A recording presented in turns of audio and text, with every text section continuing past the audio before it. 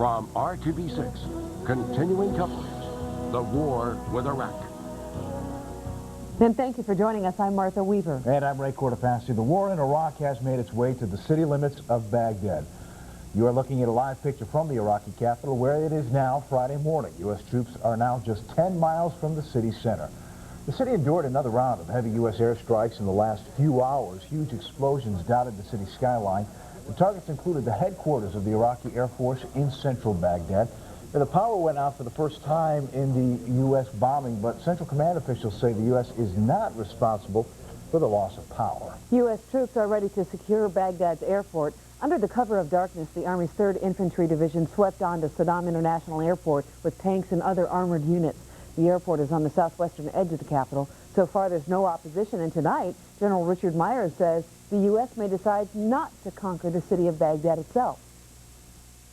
When you get to the point where Baghdad is basically isolated, then what is the situation you have in the country? You have a country that Baghdad no longer controls, that whatever's happening inside Baghdad is almost irrelevant. Now, U.S. forces did suffer more casualties today. An Army soldier was killed by friendly fire when other soldiers mistook him for the enemy as he inspected a burned-out Iraqi tank. 2 Marines died in close quarters fighting in the southwestern town of Al-Qut. So far, 54 Americans have died in Operation Iraqi Freedom. 16 others are missing and 7 are listed as prisoners of war. 27 British troops have also been killed. Iraqi TV today showed another videotape of Saddam Hussein. But tonight, U.S. military officials say these tapes were likely recorded before the war started. Intelligence officials do not know whether Saddam and his sons are alive or dead, and it's still unclear who's giving the orders in the Iraqi government. Rescued American prisoner of war Jessica Lynch is heading back into surgery in a few hours at a U.S. base in Germany. Tonight, the Defense Department has released a videotape of her rescue from an Iraqi hospital carried out in the middle of night. Lynch suffered 2 broken legs and a broken arm, but after talking to her today, Jessica's family says she is in remarkably good spirits. We know she's in good spirits because they told her they was going to put pink cast on her legs and arms, and she had pink cast when she was in the 3rd grade on her arms.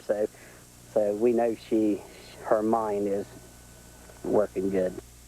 And Jessica's father also told reporters that despite some early media reports, she did not suffer any gunshot or stab wounds at the hands of Iraqis. Now, as U.S. troops sit on the outskirts of Baghdad, a Park County family grows more and more concerned about their son. He is a United States Marine fighting in Iraq and just celebrated his 21st birthday. The Nightcast Camille Amiri sat down with that family tonight in Rockville. Outside the Lairs' home, a yellow ribbon hangs on the tree. Inside, pictures of their son John, who is just 21 years old, a soldier with the 1st Marine Expeditionary Force stationed in Iraq. My biggest worry is he'll come back different, that he'll see things that he can't get out of his mind. The horrors of the war is the worst thing for me. John's brothers Scott and Matt are incredibly concerned about him. At the same time, they are both talking about joining the military. There's not a time that I don't walk out of this house that I don't look at my brother's picture and pray for him as I'm walking out the door. I wish I was at his side because I know he'd feel the same way about me. I like to be there. I got a lot of worries for him. So far, the Lairs have received 5 letters from John since he was deployed. His mom, Connie, says they try to stay busy instead of watching the war coverage. We try not to sit in front of it and have it be every part of our life. There's not anything we can do about it anyway. And John's really strong. We know that he's going to be okay over there and come home. It's going to be okay. Things are going to work out. And while being in combat is very serious, John has had some fun with his fellow soldiers. They recently found a 2-foot-long lizard in the desert. They domesticated it and for a while actually slept in their tent. Live on the Nightcast, Camille Amiri, RTV6. Well, tonight, nearly 1,000 Hoosiers joined together to send a message to America's troops in Iraq. They made their point with flags waving in the breeze, red, white, and blue balloons filling the sky, and patriotism in the air. The Nightcast Chris Bavender was there. In prayer, hold high this flag and keep its promise bright. For in it lies the best of hope. And song. This land was made for you and me. They came to show their support.